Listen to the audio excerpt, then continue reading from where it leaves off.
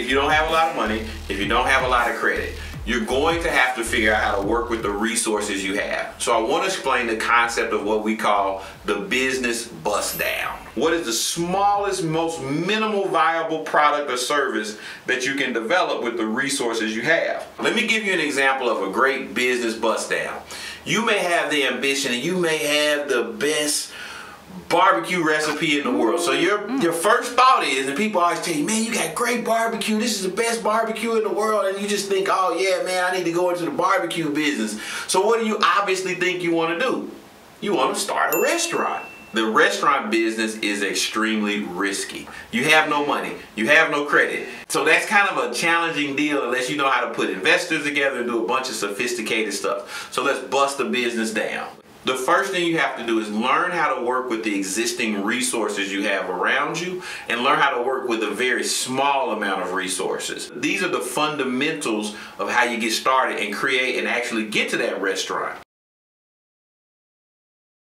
Learn how to make a really great barbecue sandwich and do what we call mobile catering. In the bust down process, this may not sound all fancy and it may not be as exciting as having your own restaurant, but by learning how to do that mobile catering business, some very important things happen.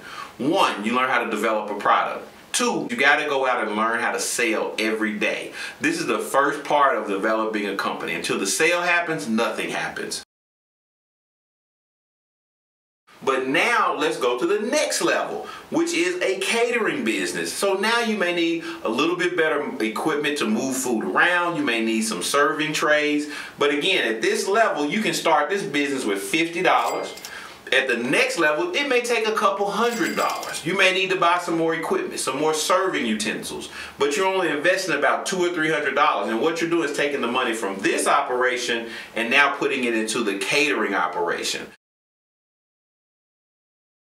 Next, what we did is we looked at doing actually a food truck and a mobile business. Now the investment kind of catapults from a few $100 investment to a few $1,000 investment, but it made it more real. It gave them the ability, and it gave the entrepreneur the ability to invest a smaller amount of money to test which parts of the city work best, where their clients were, and then ultimately they developed that restaurant business. So again, use the bust down strategy to start rapidly. You want to go out and you want to do something. You want to start testing. You want to start learning. You want to start figuring out how to market, how to do sales.